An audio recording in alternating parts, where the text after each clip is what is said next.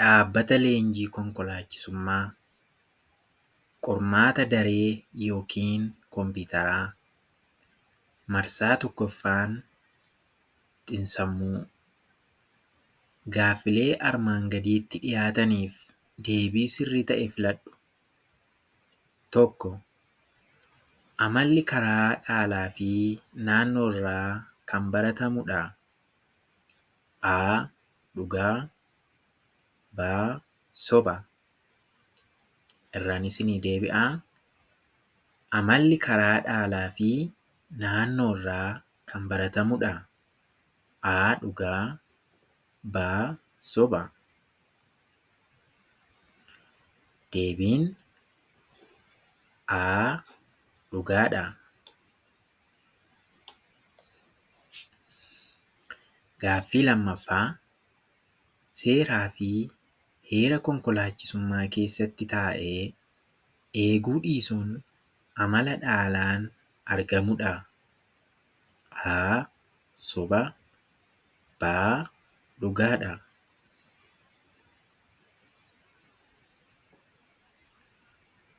Deebiin A. Soba. Gaaffii sadaffaa. Saayinsiin amala konkolaachiftoonni konkolaataa isaanii keessatti argisiisan qoratu bakka duwwaa jedhama. Saayinsiin amala konkolaachiftoonni konkolaataa isaanii keessatti argisiisan qoratu bakka duwwaa jedhama. A. Xiinsammuu B. Xiinsammuu konkolaachisummaa C.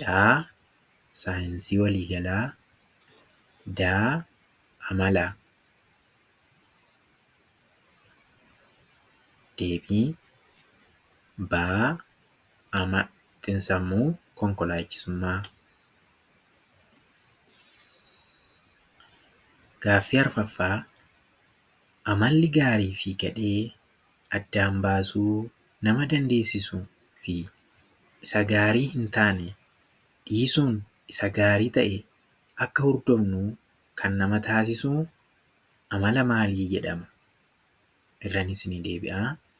Amalli gaarii fi gadhee addaan baasuu nama dandeessisuu fi isa gaarii hin taane dhiisuun isa gaarii ta'e akka hordofnu kan nama taasisu amala maalii jedhama? A. Amala ogummaa B. Amala namummaa C. A fi B.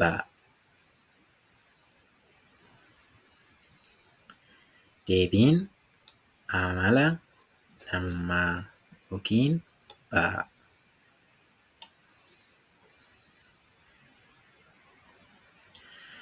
Gaaffii shanaffaa. Konkolaachisuun dura konkolaachisaan tokko qophii inni qophaa'uu qabu maali?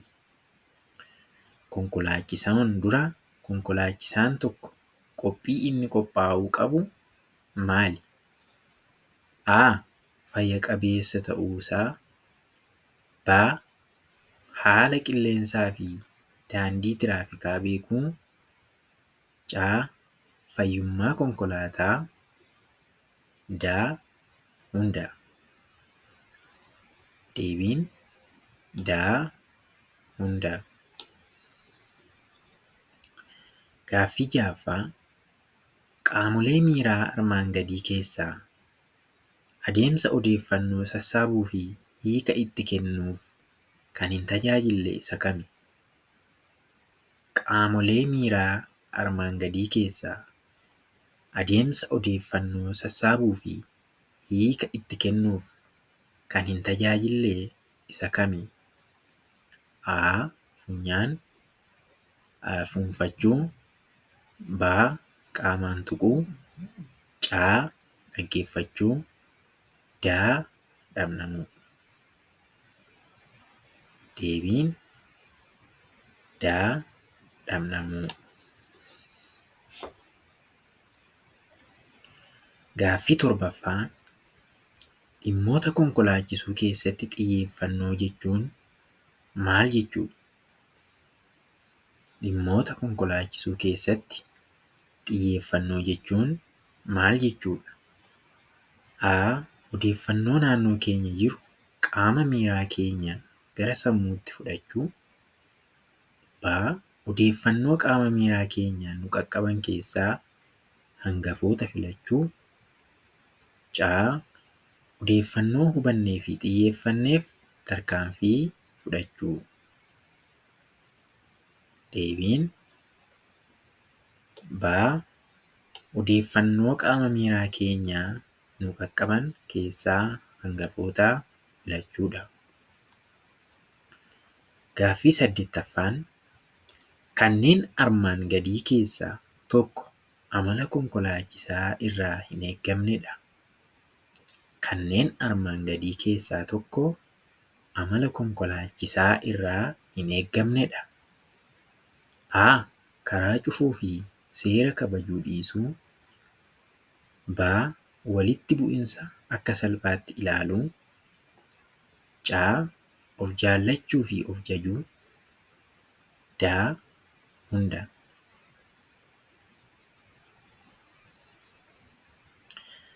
Deebiin D. Hunda. Gaaffii 9ffaan amala konkolaachisaa dhugee konkolaachisuu kan hin taane kami? Amala konkolaachisaa dhugee konkolaachisuu kan hin taane kami? A. Saffisa dhowwamuu hin kabaju. B. Fageenya konkolaachistootaa isa dura jiranii hin eegu. C. Hatattamaan sarara jijjiiraa. D.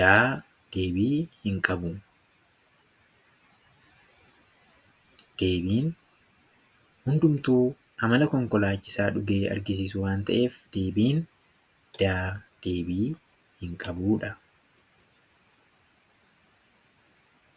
Gaaffiin 10ffaan konkolaachisaa gidiramaan A.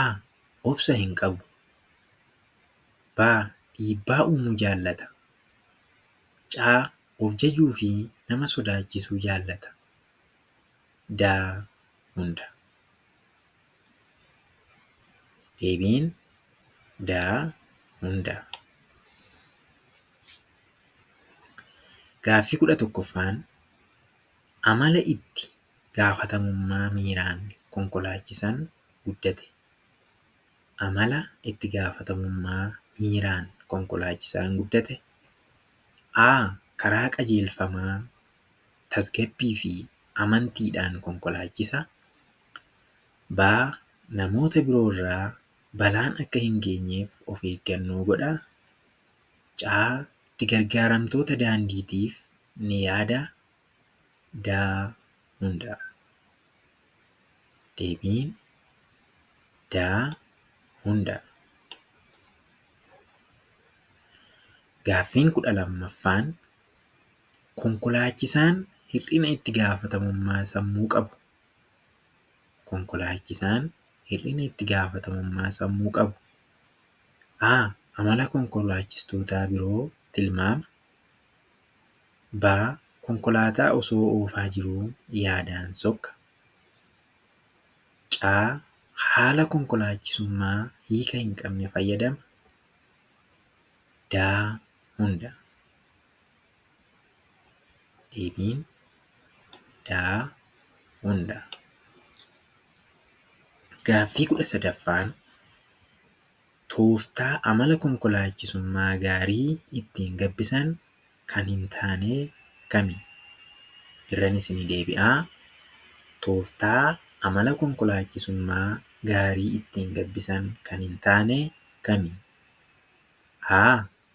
Fedhii ofii to'achuu. B. Haala baay'ee rakkisaa ta'e keessa konkolaachisuu dhiisuu. C. Dogongora xiqqoo guyyaa guyyaan uumaman salphisuun ilaaluu. D. Barsiifata hin taane yommuu uumne ofitti muruu.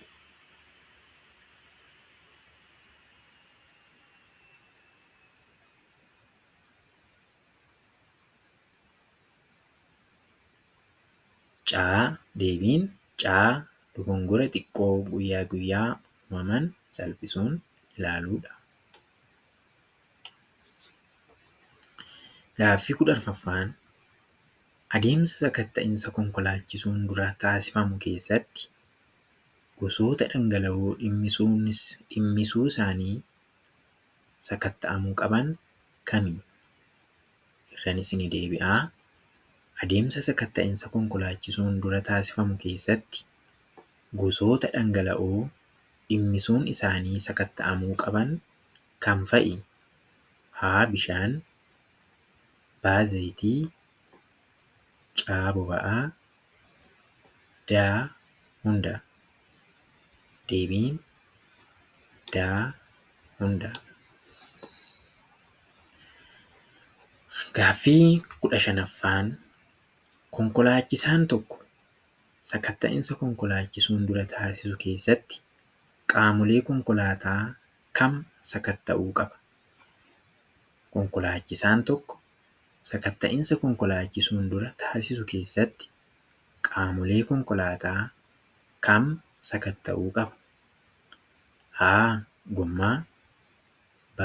Qaamolee konkolaataa gara alaatti argaman hunda C. Qaamolee konkolaataa keessatti argaman D. Hunda.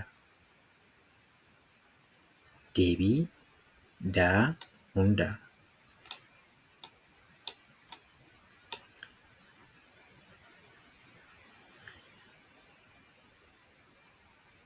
Egaan firoota koo gaaffiin nuti qabannee isiniif dhiyaanne kan guyyaa har'aa kana fakkaata. Hamma gaaffii biroo fi deebii waliin walitti deebinutti nagaan nuu turaa. Yoo isinitti tole subscribe, share gochuudhaan hiriyoota keessan biraan ga'aa. Gaaffiiwwan har'a hirmaanne kana keessatti wantoonni isinii hin galle yoo jiraatan koomentiidhaan yaada dhiyeessaa. Yeroo gaarii.